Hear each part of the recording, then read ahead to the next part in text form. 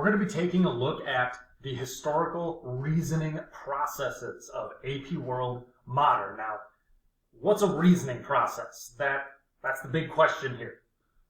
Officially speaking, these are what the reasoning processes look like. There's process 1, 2, and 3.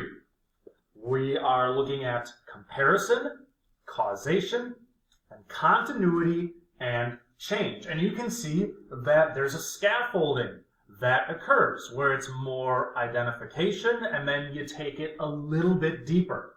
Generally speaking, the reasoning processes are used in conjunction with historical thinking skill number 5, making connections. We're connecting concepts within units and we're connecting in between units and time periods. So why do they matter? Well, these particular processes are going to be addressed through each unit. Generally speaking, through the learning objectives themselves. Now, admittedly, when you go through the course, it's much heavier on the processes of causation and continuity and change. And a further inspection tells us that there are target reasoning processes for each of the 9 units. Units 1 through 3 focus on comparison, whereas 4, 5, and 9 are about continuity and change. And then 6 through 8 are causation. The fact that each unit has a target reasoning process does provide some clarity as to what should be focused on, and it allows us to see the big picture, looking at different ideas. Now, as we look at the fact that each unit has a specific focus, comparison, similarities and differences. Admittedly, there are a total of 11 learning objectives, just 11 that solely focus on comparison. This seems to be one of those skills that's pretty inherent, so it's assumed that you have prior knowledge of simply what comparison is. Compare, contrast, similarities, differences. When we break down these first 3 units, topic 1.7, comparison in the period from circa 1200 to circa 1450. Unit 1 is the global tapestry. It's empires and states. So ultimately you have to do this. Explain similarities and differences in the processes of state formation from circa 1200 to circa 1450.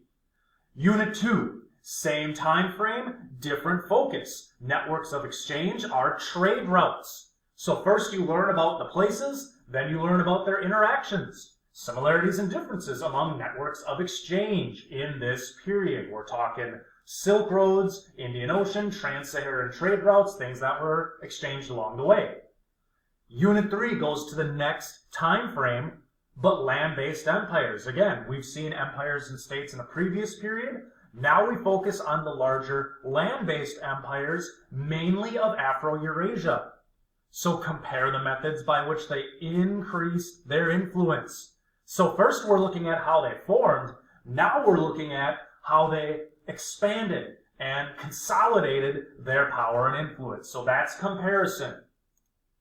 When we look at the process of continuity and change is essentially what stayed the same, what changed. This can be within a time frame, this can be between time frames. And just like comparison, there are 3 units that this applies to. Now, Unit 4 is called Transoceanic Interconnections. You're basically looking at economic developments and social change. Explain how economic developments from 1450 to 1750 affected social structures over time. So what happened during this period economically that affected society? So that's Unit 4. Unit 5 is called Revolutions, but ultimately the big theme focuses on industrialization. The extent to which industrialization brought change from 1750 to 1900. Change in, where it spread, the technology, government's role, developments and innovations, society, reactions. It's all about the change. And then finally, Unit 9, globalization, is more science and technology based. Explain the extent to which science and technology brought change in the period from 1900 to the present. Ultimately, there are 36 learning objectives that deal with continuity and change. And a further breakdown tells us 14 are more continuity-based, 21 ask about change, and 1 kind of fuses both of them together. Then we arrive at the biggie, causation. Cause and effect. What happened? Why did it happen? What was the result of it happening? I say the biggie because there are 75 learning objectives that deal with causation. 39 are explicitly cause, 36 are explicitly effect. Now we go back to that third era for the first unit that focuses on causation. Unit 6, consequences of industrialization, is simplified as imperialism. Explain the relative significance of the effects of imperialism, 1750 to 1900.